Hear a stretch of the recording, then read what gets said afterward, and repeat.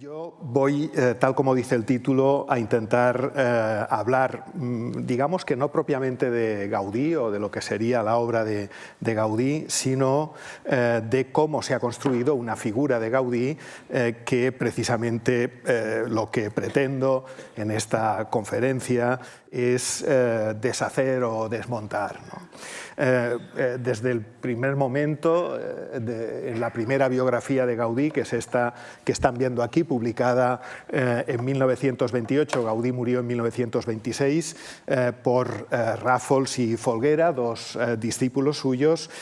toda una construcción mítica, una construcción legendaria sobre la figura de Gaudí ya queda perfectamente establecida. Cierto que ya eso se había ido haciendo a lo largo de la propia vida de Gaudí, pero este libro, que todavía continúa siendo un libro de referencia, es un libro esencial desde este punto de vista. Aquí es donde se instituye, podríamos decir, esa figura, ese mito, esa leyenda, con todos los aspectos que contiene. En realidad no es propiamente una biografía de Gaudí lo que contiene este libro de 1928, sino una hagiografía, en el sentido de lo que son, de lo que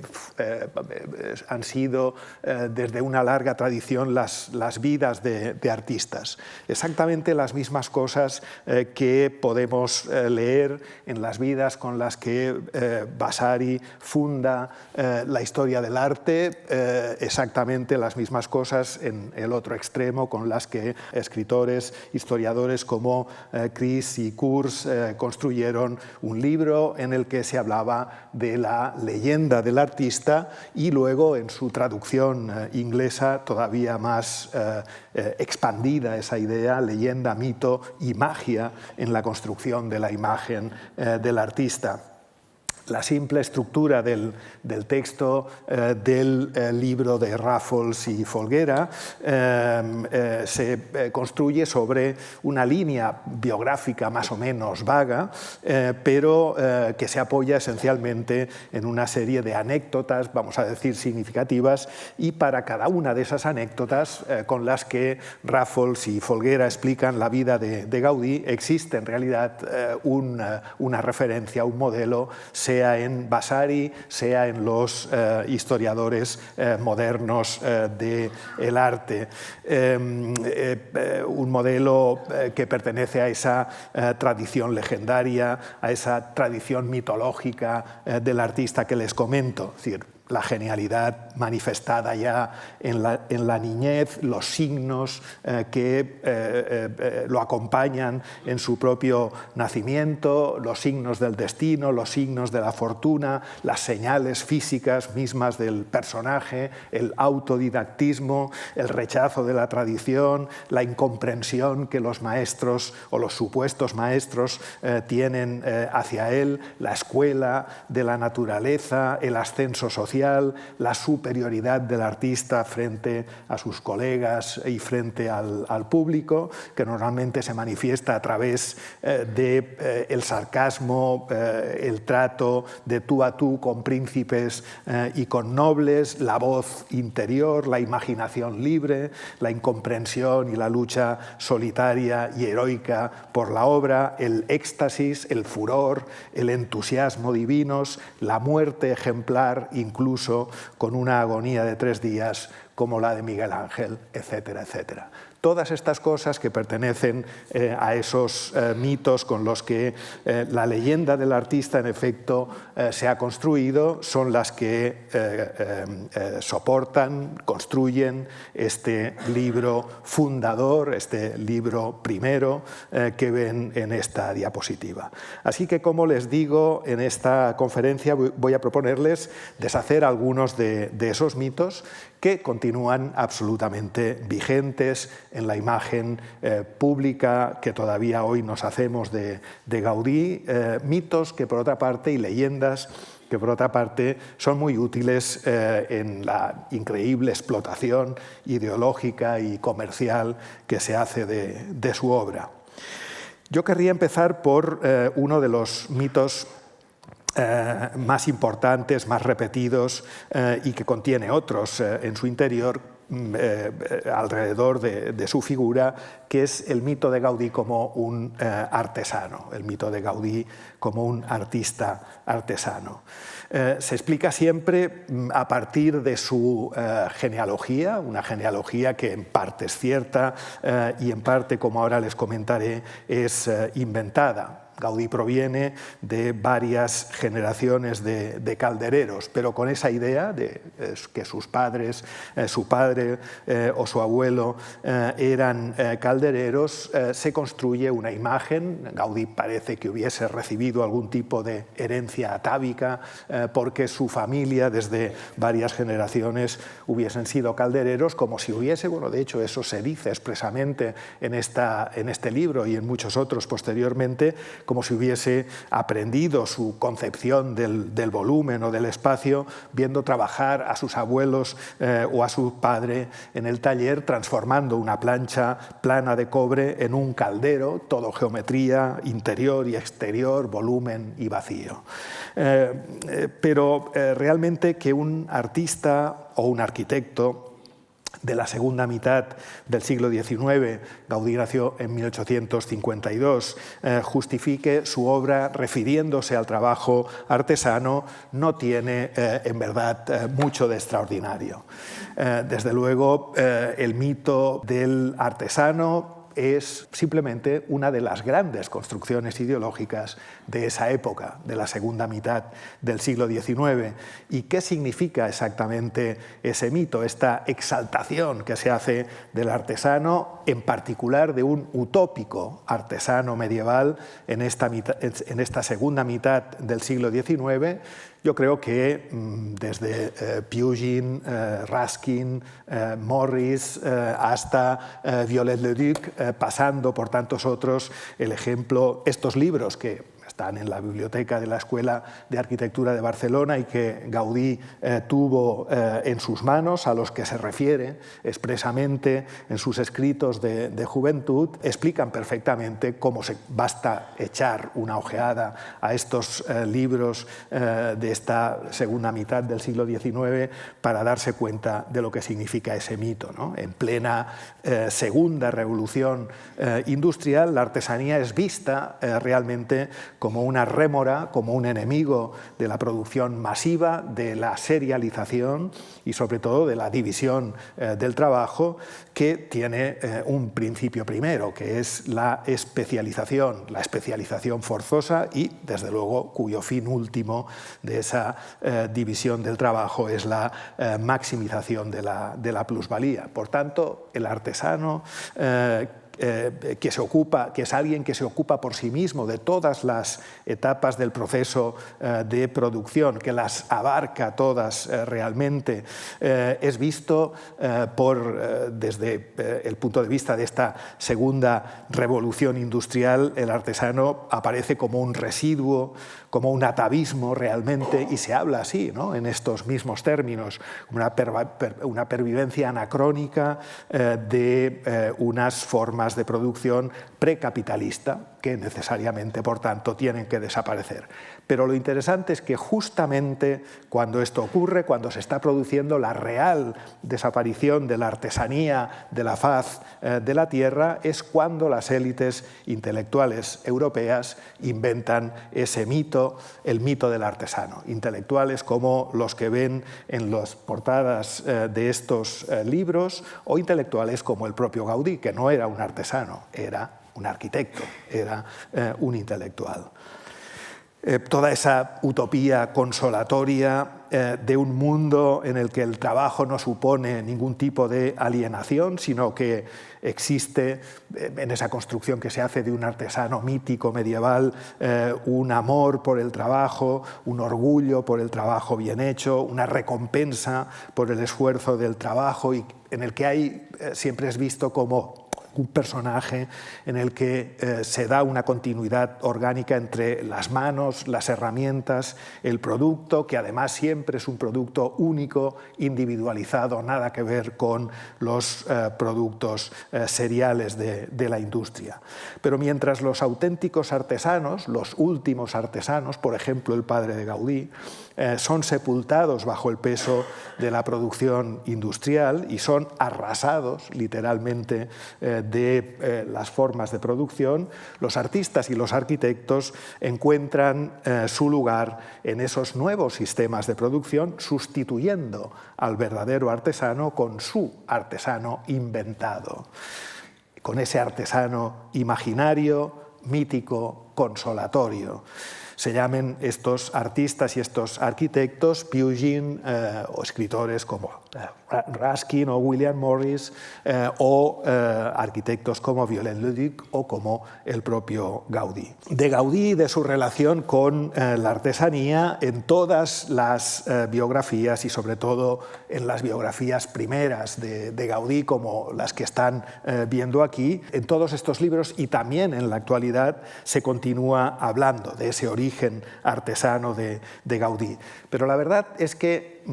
lo que uno constata inmediatamente es que Gaudí se fue a Barcelona, había nacido en Reus, fue a Barcelona a estudiar arquitectura.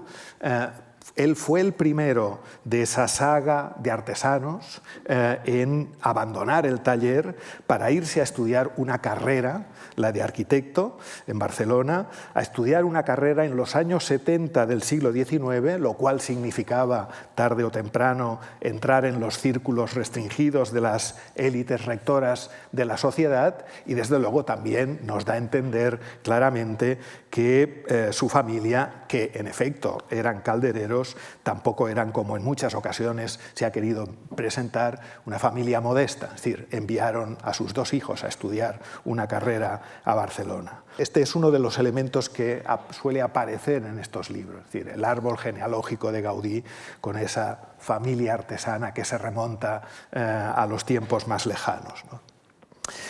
Pero fíjense, por ejemplo, en el expediente académico de Gaudí. No es precisamente el expediente de un mal estudiante, ni mucho menos. O, por ejemplo, también en algunos de los manuscritos que conservamos de él en sus primeros años, en los últimos años de estudiante y sus primeros años de arquitecto. Por tanto, Gaudí es un profesional liberal, un intelectual que reconoce perfectamente cuál es su papel en esa división del trabajo de la que antes les hablaba. Gaudí, en cuanto pudo, cerró el taller familiar de su padre y digamos que retiró a su padre y lo puso a vivir de rentas, ¿no? Pero permítanme un ejemplo que explica muy bien lo que en realidad pensaba Gaudí de la artesanía en la época justamente, repito, en la que los artesanos están desapareciendo. En sus manuscritos de juventud, como este que les he mostrado, un papel de carta con su inicial, la G, dibujada por él mismo, habla a menudo de los artesanos y no de esos artesanos utópicos surgidos de una creación intelectual, sino de los artesanos reales con los que él tiene que encontrarse continuamente en sus obras, ¿no? Y desde luego no habla en términos positivos de esos artesanos. Más bien los considera, habla de ellos como incluso demasiado adocenados, incluso perezosos y poco útiles para sus propias aspiraciones como arquitecto y como artista. En el único artículo que Gaudí publicó en su vida, en esta revista, en la Renaixença, en 1881, hizo una reseña, una revista muy importante. Esta era la revista del catalanismo regionalista de la época y esta cabecera está diseñada por Domènech i Muntaner. Pues aquí Gaudí publicó una reseña de una exposición de artes decorativas que había tenido lugar en Barcelona en ese año, 1881, y hace una serie de comentarios bastante convencionales, yo diría, sobre lo que puede verse allí. Pero el único comentario no convencional llega cuando Gaudí describe lo que él llama la bella ornamentación de una pequeña caja antigua de ciprés tallado, porque justamente le parece bella porque su ejecución, cito, su ejecución es tan sencilla que sería capaz de hacerla un modesto aprendiz detallista, ¿no? De manera que aquí está la clave de lo que Gaudí pretende y de lo que él entiende por los artesanos. El diseño de esa caja, de esta pequeña caja antigua de ciprés tallado, se adapta a sus medios y a sus fines de tal manera que hace que la ejecución no necesite un gran artesano. Alguien la ha pensado, esa caja. Necesariamente quien ha pensado esa caja es el arquitecto, o lo que nosotros ahora llamamos el diseñador, y luego esa caja puede ser ejecutada por un simple, un modesto aprendiz detallista, como dice Gaudí. Por tanto, él no necesita ese artesano mítico, ese artesano proteico, como demuestra por otra parte en su obra, sino solamente se necesita a sí mismo, entendido él su profesión como, en términos exactamente, precisamente modernos, el arquitecto como el que diseña y los artesanos, o en este caso los modestos aprendices detallista, como los que ejecutan lo que el arquitecto ha diseñado.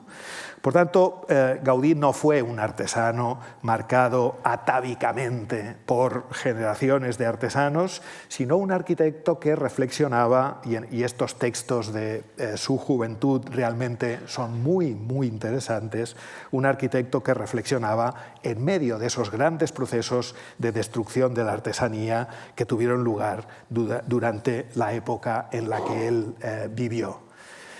Pero les propongo ahora que nos ocupemos de otro de los grandes mitos que surgen en todos esos textos que les he mostrado alrededor de Gaudí, de su figura, el mito de la naturaleza. Gaudí como alguien que, nos dicen sus biógrafos, y se repite constantemente, alguien que lo aprendió todo de la naturaleza. Es cierto que los pocos dibujos de Gaudí joven que se han conservado, 2 o 3 dibujos nada más, que ven aquí, algunos dibujos de cactus, o por ejemplo estas flores, que tengo que decir que yo no estoy seguro de que sean de Gaudí, aunque se le atribuyen a él, tienen que ver, son dibujos que responden a una imitatio naturae, ¿no? Pero la verdad es que el modo en cómo sus biógrafos lo presentan, y cómo se suele repetir todavía hoy, es muy distinto de esa idea de la imitación de la naturaleza. Siempre nos presentan a Gaudí como un niño enfermizo y solitario. Ese es otro de los tópicos del mito del artista, que en el Mas de la Calderera, en Riumors, cerca de Reus, miraba a la naturaleza como quien mira ávidamente las páginas de un libro ilustrado. En eso se convertía para él la naturaleza: los troncos de los árboles, las hojas, las flores, los pájaros, los insectos, ¿no? Pero que la naturaleza es una escuela del arte es un mito tan antiguo como el arte mismo, y un tópico imprescindible absolutamente en este género hagiográfico que son las vidas de artista.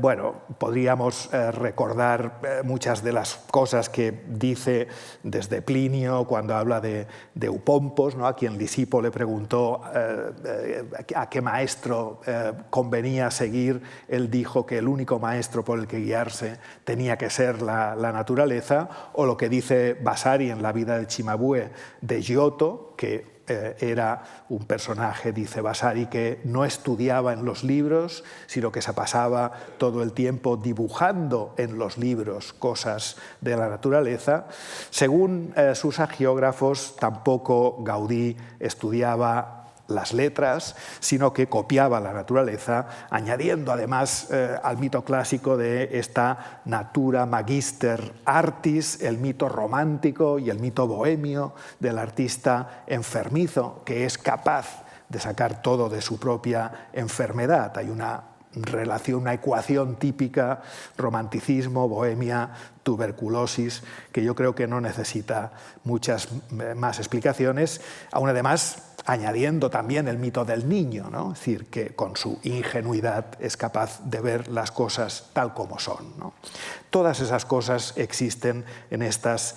hagiografías de artistas, desde Plinio, desde Vasari, hasta nuestros días. Pero la verdad puede ser muy distinta del mito, ¿no? La naturaleza es un gran tema de la revolución del ornamento, de las nuevas reflexiones alrededor de la ornamentación,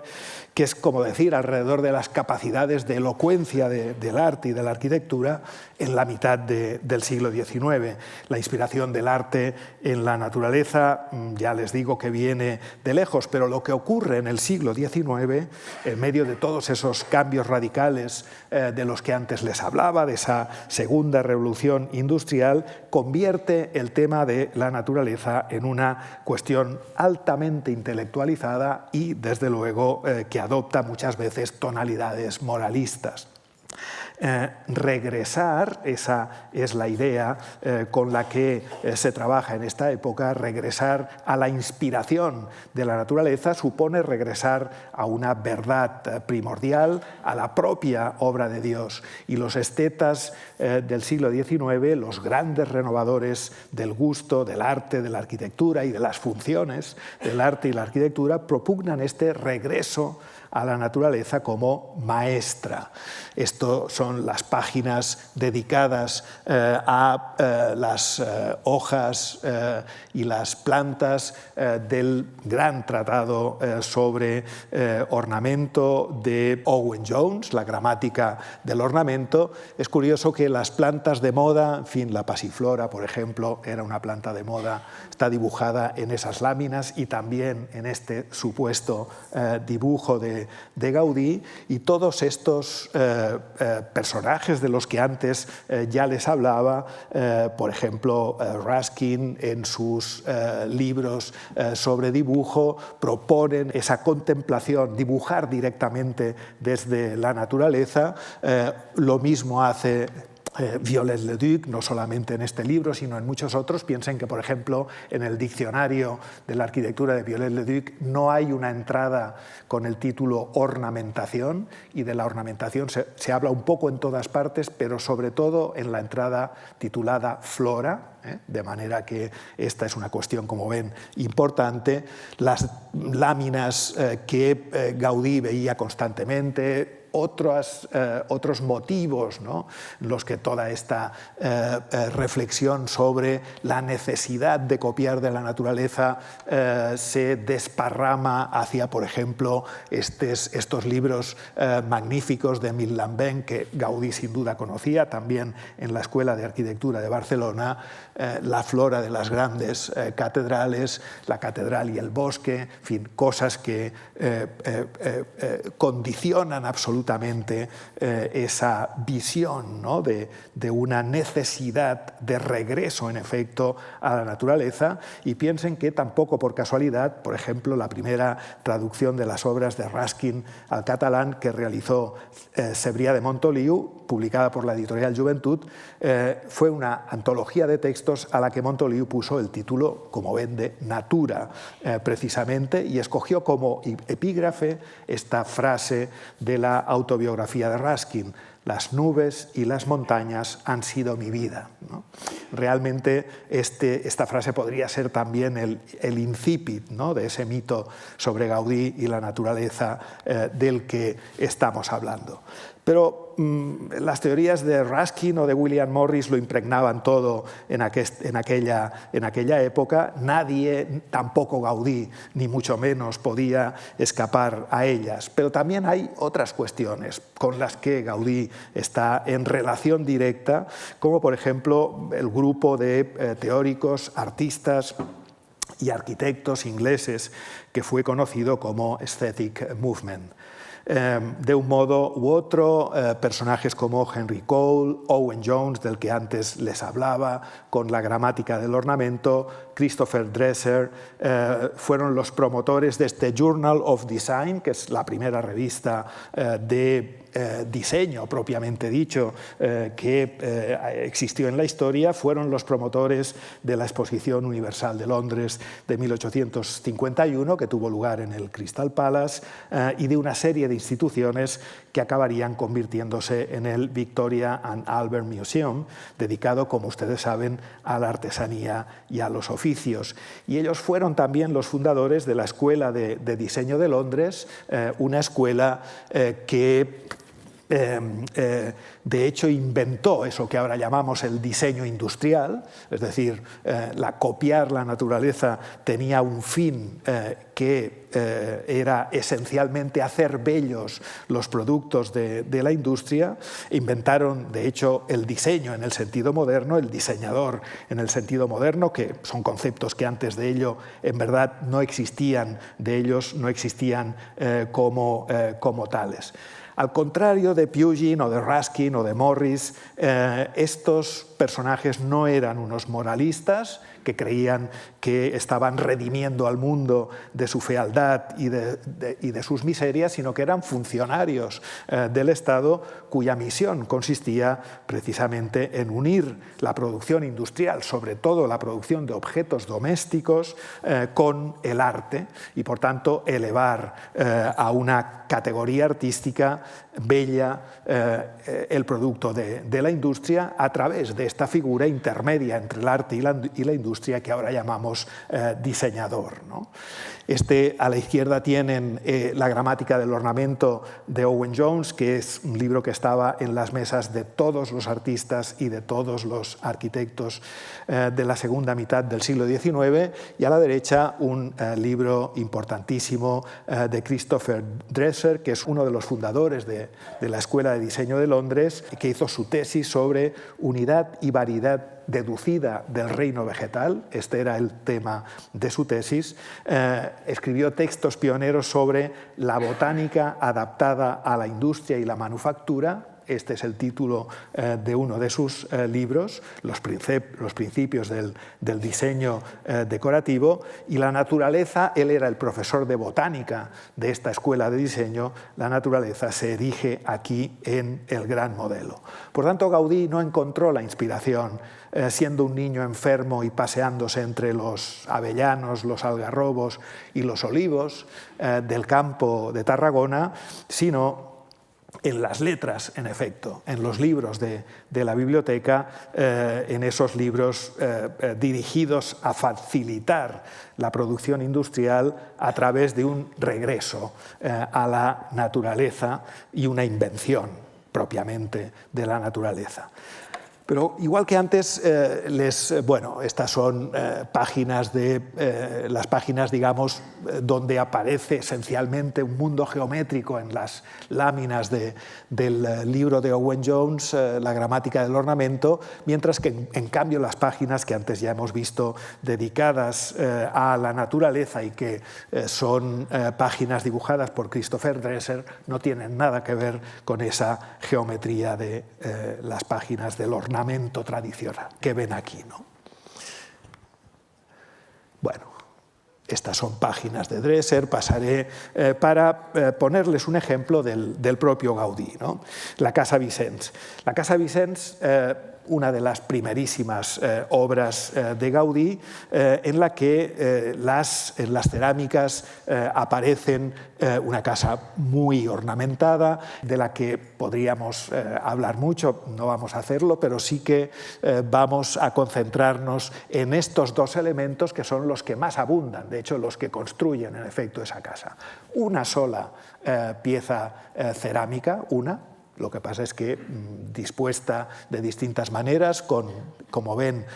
unos claveles, y este palmito que es el que constituye, repetido muchas veces, la reja, ¿no? Siempre se ha dicho que estas eran las flores, estos claveles y estos palmitos, las flores y las plantas que Gaudí encontró en el solar vacío cuando lo visitó por primera vez, y que viendo estas plantas, viendo estos claveles, viendo estos palmitos, fue cuando decidió convertirlos en los motivos ornamentales principales de esta casa. Esta es una historia muy bonita, siempre se repite, poniéndola en relación con lo que se supone que es la originalidad de Gaudí, con esa visión de Gaudí construida sobre la tabla rasa, literalmente, ¿no? Pero la verdad es que esta leyenda del artista o del arquitecto que ve en el campo en el que tiene que construir unas plantas y unas flores que luego son las que reproducen la ornamentación de su edificio es muy antigua. Por ejemplo, en el artículo Flora del Dictionnaire raisonné de Viollet-le-Duc, un libro que ya les he dicho, les comento que Gaudí dice en sus manuscritos de juventud que él lee y relee este libro. En esta entrada, Flora, Viollet dice que para realizar sus obras en los capiteles y en las molduras de las catedrales, los escultores medievales no se inspiraron en las tradiciones estandarizadas del arte, geométricas, abstractas, en fin, los modelos bizantinos o los modelos clásicos, sino que cito, recogiendo del suelo una brizna de helecho, la examinaron con curiosidad y apasionadamente entusiasmados por tan hermosa creación de la naturaleza, tallaron sus capiteles, ¿no? De manera que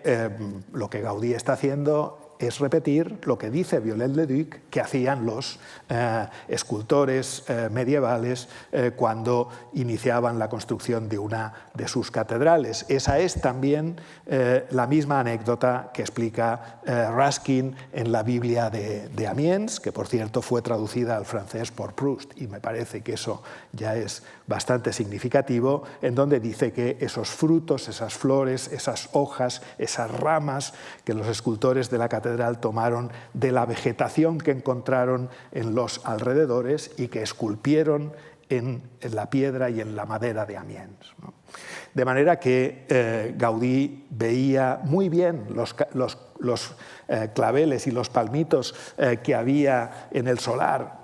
donde construyó la casa Vicens. Pero también había leído lo que decían Viollet-le-Duc y lo que decían Ruskin y estaba impregnado de ese tipo de naturaleza, de ese mito de la naturaleza en lo que era en verdad una construcción intelectual muy vieja. Y por cierto que en sus apuntes de juventud Gaudí escribe bien claramente y contra cualquier mitificación o mistificación posterior que, cito, ahora los estudios de botánica y vegetación han dado a conocer plantas que tienen grandes condiciones para su aplicación al ornamento. Tanto no el campo me ha dado a conocer esas plantas, sino los estudios de botánica y vegetación. Pero les propongo cambiar de nuevo de tercio y de hablar de otro mito que persigue a Gaudí y desde luego es uno de los que lo hacen más intratable, ¿no? Que es el mito del genio. Ya se imaginarán ustedes que no voy a decir que Gaudí no sea un genio, porque es obvio que lo es, no voy a poner en duda su genialidad, pero eso no significa tampoco algo excepcional en la época en la que Gaudí vivió. Es decir, la construcción alrededor de la idea del genio es algo característico de la época en que Gaudí vivió. La palabra genio viene de genius, que quiere decir engendrar, como esa fuerza de la mente, de la inteligencia capaz de dar a luz, de crear cosas de la nada, cosas inéditas, cosas admirables, ¿no? Está claro, por tanto, que Gaudí responde a eso, pero yo no hablo de la definición de las palabras, sino del valor de uso y aún más del valor de cambio de las palabras. Gaudí es presentado siempre en esos libros que antes les he mostrado y continúa siendo presentado así prácticamente en todas partes como alguien que hace surgir el genio de la nada, que posee una especie de ciencia infusa, un tipo de inspiración sin ciencia que tiene más que ver con la providencia, con las señales del destino, con lo que ya está escrito, con la fortuna, que con el trabajo, y subrayo asociado esa palabra con el trabajo artístico, en su sentido real de aprendizaje, de adquisición de experiencia, de adquisición de conocimiento y de esfuerzo creador, ¿no? Por tanto, la obra de Gaudí viene a decirse que surge de la nada, pero en realidad surge del conocimiento de la disciplina, de la arquitectura, de sus técnicas, de su historia, y ya hemos visto en este sentido algunos ejemplos. A la muerte de Gaudí, la palabra genio aparece por todas partes, en los muchos obituarios que se escribieron en ese momento. Durante la vida de Gaudí o posteriormente, la palabra genio está en muchos títulos, por una parte y por otra, ¿no? Permítanme que les resuma la idea, son cosas que ocurren contemporáneamente, ¿no? Gaudí murió en 1926 y el manifiesto surrealista, estamos celebrando el centenario, se publicó en 1924, ¿no? Pues Breton, a los surrealistas en general les gustaba, Gaudí gustaba a los surrealistas, también tengo que decirlo. A los surrealistas les gustaba, y a Breton el primero, recordar, como ellos decían, el cartel que el poeta Saint-Paul Roux había puesto en la puerta de su dormitorio y que decía «El poeta trabaja», ¿no? De manera que la inspiración venía de ahí, ¿no? Picasso, en cambio, y allí ven un artículo importantísimo de Breton sobre Picasso,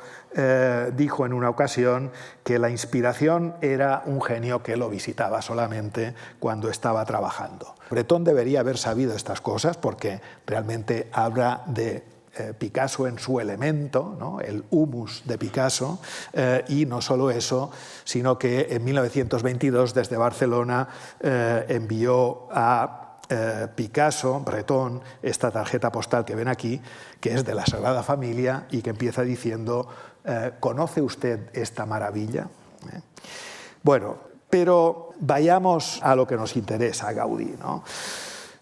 Para empezar por el principio, siempre se ha dicho que Gaudí fue un mal estudiante. Igual que el mito de la naturaleza, que el mito del genio nos tiene que hacer ver la obra de Gaudí como surgida de la pura inspiración, de esa tabla rasa de la que antes les decía. Y despreciar la enseñanza de los maestros es algo que también en las vidas de Vasari aparece constantemente, ¿no? La famosa historia de Giotto, pastor de ovejas, que fue visto por Cimabue y que dibujó con un palo unos trazos en el suelo, en la tierra, en la arena. Cimabue tuvo que colgar los pinceles al verlo, ¿no? Bueno, estas leyendas son las que continúan formando, sosteniendo este mito de Gaudí genio, que por otra parte en la época moderna este mito pertenece a una modernidad perfectamente freudiana, ¿no? Es decir, cualquier tipo de liberación pasa por matar al padre, ¿no? Pero en realidad ver este expediente académico de Gaudí de nuevo nos muestra que no era alguien que despreciase en absoluto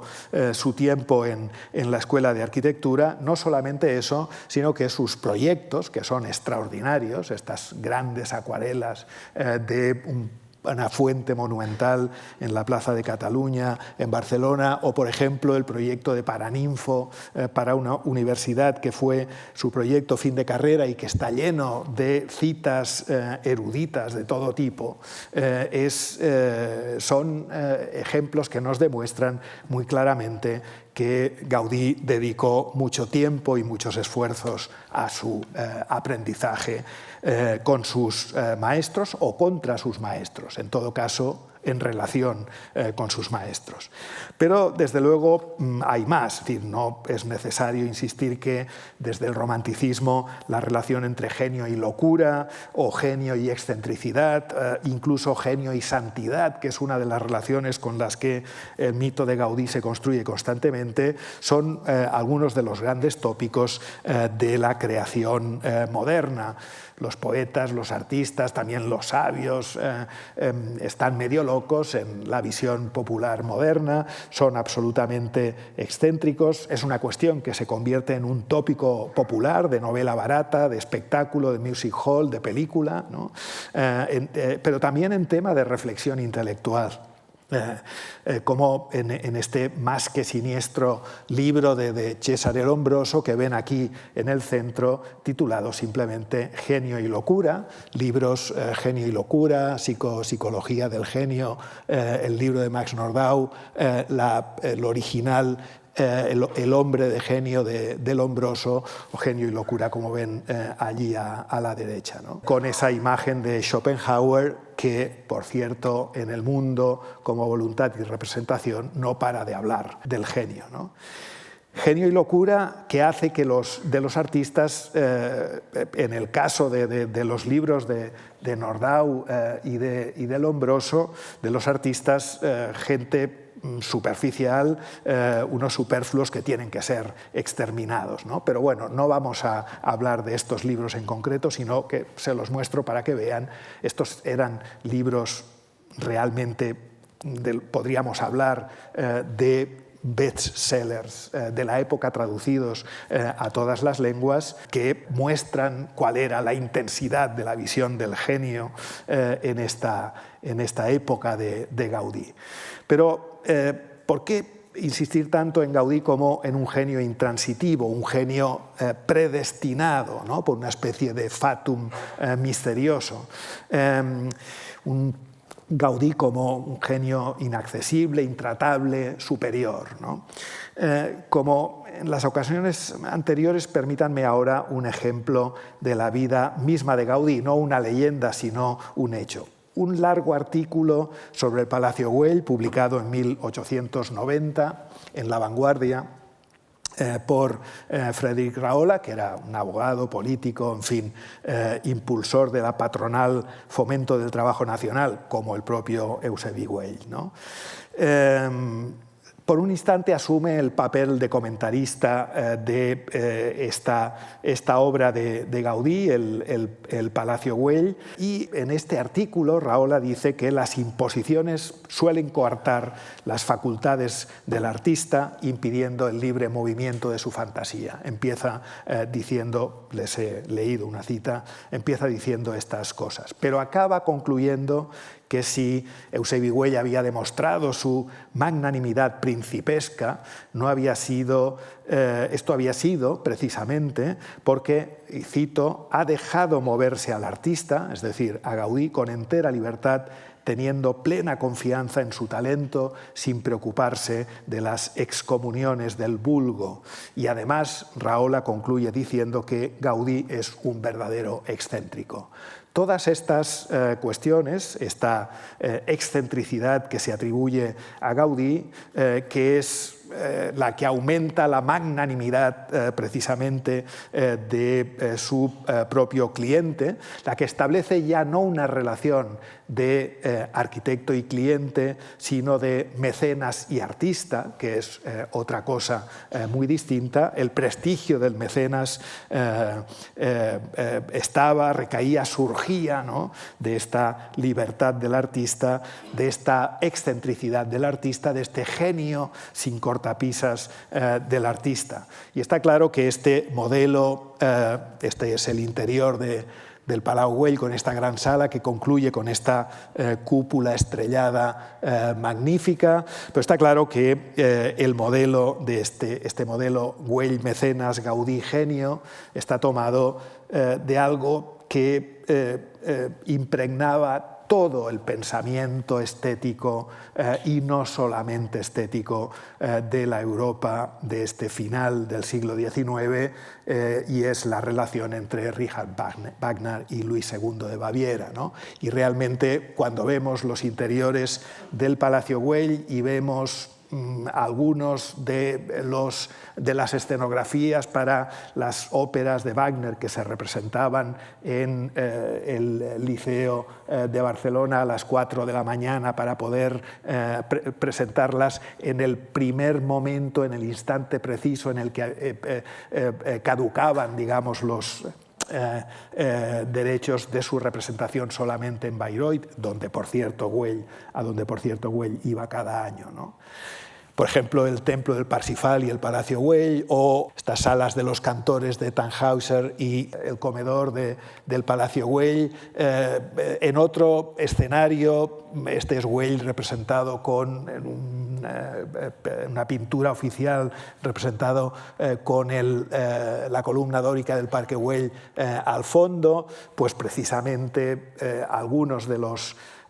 elementos de esas mismas escenografías, como esta cabaña de Hundrick de la Valquiria al lado de los interiores del Parque Güell, o el mismo diseño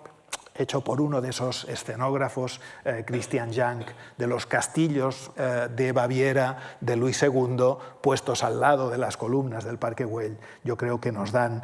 una idea de ese elemento en el que Gaudí y Güell también se mueven, ese humus en el que estas cosas aparecen. Por tanto, entendamos la exaltación del genio aislado de Gaudí que se hace en su mitificación en este contexto bien claro, ¿no? El de la creación por la alta burguesía de sus propios sistemas de prestigio. Una burguesía de la que Güell es un representante excepcional, que cuando alcanza el poder tiene que conquistar también los lenguajes simbólicos que le permitirán apoderarse del lujo, y qué mayor lujo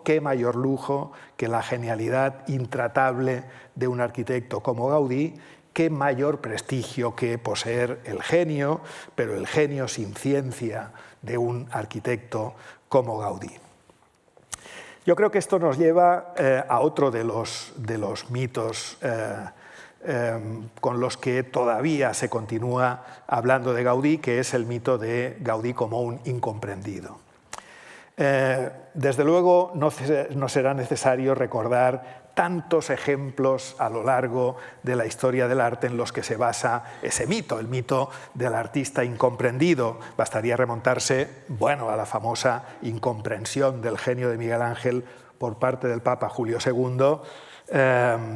explicado en las vidas de Vasari, pero tan popularmente explicado en las películas de Hollywood, una película de Hollywood que seguramente muchos de ustedes recuerdan, en la que Charlton Heston hace de Miguel Ángel y Rex Harrison de Julio II, titulada nada menos que La agonía y el éxtasis, ¿no? De manera que ven cómo títulos no muy distintos de los obituarios de Gaudí, ¿no?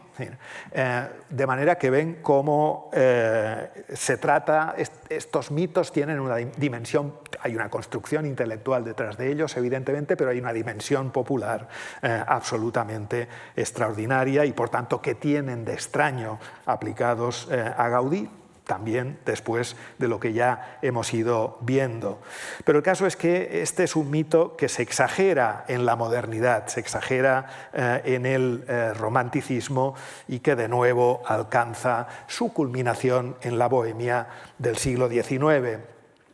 Yo creo que aquí tienen una fotografía de Gaudí de 1878, la primera que tenemos de él, no hay muchas, como seguramente sin duda saben, pero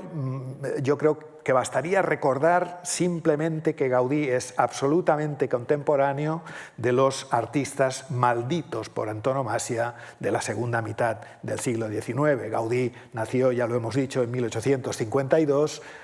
Gauguin en 1848, Van Gogh en 1853. Aquí tienen tres fotografías de los tres personajes contemporáneas. Y son artistas, como dice la leyenda, que nunca vendieron ni una sola obra, despreciados por todos, también, como dice la leyenda, suicidas, o en un caso, y con intenciones suicidas en el otro. Algo, por cierto, todo esto difícil de encajar en la incomprensión de Gaudí, que era el artista, el arquitecto amado por la más alta burguesía y por la Iglesia. Pero ahora iremos a esto. Por ejemplo, antes podemos preguntarnos cuál es la esencia del artista bohemio. artistas contemporáneos absolutamente de Gaudí como Gauguin y Van Gogh, cuando los sistemas artísticos del antiguo régimen ya han pasado a la historia, el artista que trabaja por encargo, que da forma a los programas simbólicos del príncipe, de la iglesia, todo eso del Estado, eso se ha extinguido y el arte se ha convertido en una mercancía que, aunque ocupa desde luego el vértice o puede ocupar el vértice de los mercados de lujo, no deja por eso de ser una mercancía, ¿no? Y realmente esa construcción, bueno, la construcción de la bohemia, del arte por el arte, del artista, la identificación del artista con los parias de la sociedad, construye una ideología, la construcción de grandes mitos como son Gauguin y Van Gogh, basados justamente en esa imposibilidad de vender las pinturas, en esa incomprensión absoluta, ¿no? Todas esas cuestiones, el arte por el arte, la religión del arte, todas estas formas características, en fin, de la bohemia, son modos, construcciones intelectuales con las que el artista moderno se presenta como un proscrito, ¿no? Y se enfrenta como un proscrito al adocenamiento, a la vulgaridad, a la hipocresía de la sociedad burguesa, de manera que el artista moderno es un insulto, el artista bohemio es un insulto al público. Lo que pasa, claro, es que ese público, esa burguesía mediocre o hipócrita, es el cliente del artista, es su mercado, es quien paga por sus obras, es quien habla de ellas, es quien las adora y las disfruta y es quien, al fin y al cabo, participa de ese mito del artista bohemio, exactamente igual que el propio artista, convertido en especialista de la libertad. El mito de Gaudí como incomprendido, yo creo que es uno de los casos extremos de lo que les estoy comentando, porque no es habitual que un arquitecto las obras de un arquitecto son infinitamente más costosas que producir una tela y un poco de pintura, por tanto es extraño que un arquitecto juegue este papel de bohemio con la radicalidad con la que Gaudí lo hizo y con la radicalidad con la que se ha seguido presentando su vida y su obra desde este punto de vista, ¿no? Ya no es el arte por el arte, sino mucho más difícil la arquitectura por la arquitectura y en el caso de Gaudí claramente la religión de la arquitectura. Pero si Gaudí era un incomprendido, como les decía antes, ¿cómo es que trabajaba para los burgueses más ricos y poderosos? No solo los más ricos de Barcelona, eran realmente los Comillas o los Güell los más ricos de España, ¿no? Tan escrupulosos, tan celosos, tan estrictos como eran estos personajes en todo lo que concernía al control de los lenguajes simbólicos que tenían que usar para presentarse al mundo como grandes y venerables patriarcas y también como grandes mecenas, porque esa es una de las formas de la construcción de su imagen. Luego también para industriales como los Batlló o los Milà, ¿no? Que es otro tipo de burgués, digamos, más moderno que los Comillas o los Güell, más despreocupado de otra generación, digamos, es decir, los que ya más bien se gastan el dinero en vez de ganarlo, ¿no? Pero es para estos, para los que Gaudí trabaja, por no hablar, evidentemente, este es Eusebi Güell, con una caricatura de Eusebi Güell con la maqueta del Palacio Güell. Esta es una caricatura de Milà,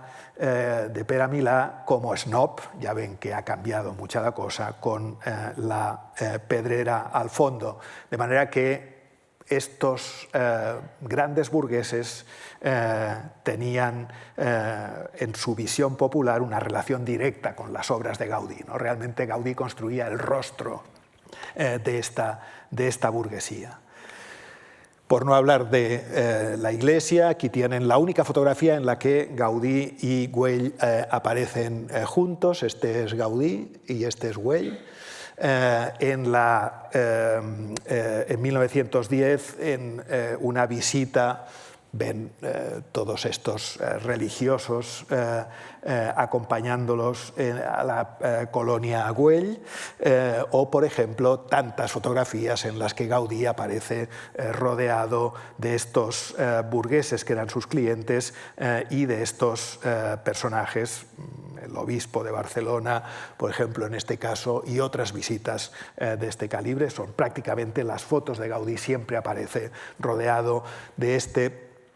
tipo de gente, aunque a veces, ciertamente, como ven a la derecha, se tape la cara con el sombrero. Pero Gaudí es trabajando para esta clientela, que es la más poderosa, y por tanto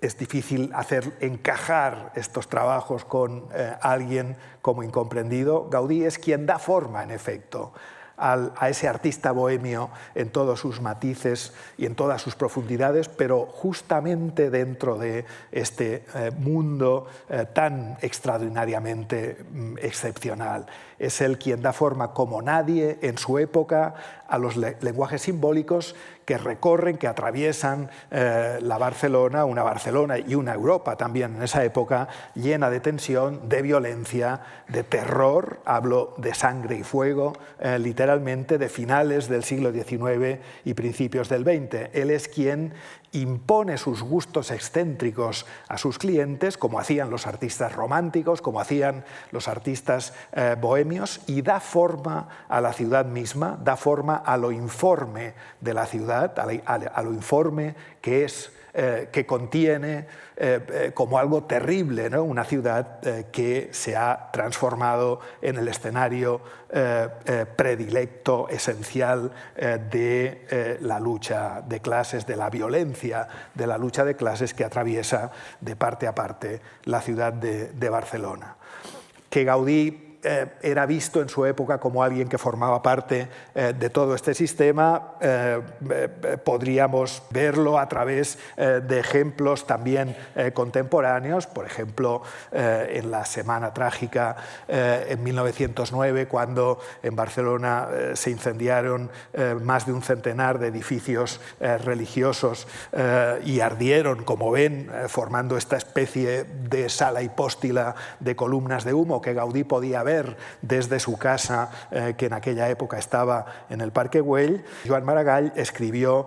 un poema dedicado a Barcelona en el que habla de la Semana Trágica, en el que habla de Barcelona como una ciudad llena de rabia y humareda, dice él, o cuyas calles, el barro de cuyas calles está pastado con sangre, pero justamente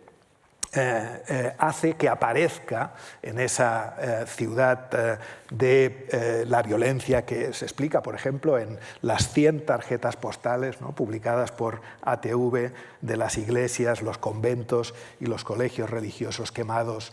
durante esa semana, que se explique como algo que conduce en cambio a una redención que se encuentra en la Sagrada Familia. Ven allí a la derecha la Sagrada Familia en construcción, ¿no? Un templo, dice Maragall, que se levanta y prospera esperando unos fieles que han de venir, un templo que espera siempre sus altares, el lugar de la redención, donde también además se encuentra el poeta visionario que es él, la voz del poeta, y el artista visionario que es Gaudí, ¿no? Por tanto, la imagen simbólica de Barcelona está ligada de esta Barcelona violenta, está ligada a Gaudí a través del templo que crece, como decía Maragall, esperando sus altares, o de una forma todavía más impresionante, por ejemplo, a través de un artículo de Francesc Pujols, escrito en 1912 en esta revista, donde trabajaban distintos artistas y escritores que formaban en cierta forma, en cierta manera, una vanguardia en la ciudad. Pues Pujols dice que Barcelona es una ciudad, llama a Barcelona ciudad llameante y dice que Barcelona es una ciudad dominada por los revolucionarios, pero hay unos revolucionarios que la queman desde abajo y otros que la queman desde arriba. Los que la queman desde arriba son los arquitectos y el primero de todos los arquitectos, Antoni Gaudí, escribía Pujols, ¿no? De manera que ven que no son cosas que, en fin, yo me inventé posteriormente, son las cosas que ocupaban estos textos, grandes poemas que formaban la estructura oficial de la voz del poeta Maragall, o artículos aparecidos en pequeñas revistas más o menos vanguardistas como Picarol. Todos situaban a Gaudí en esa misma posición, ¿no? Desde luego podría traerles otros ejemplos, pero ya ven que esa relación de Gaudí con la violencia de la lucha de clases, con la Rosa de Fuego,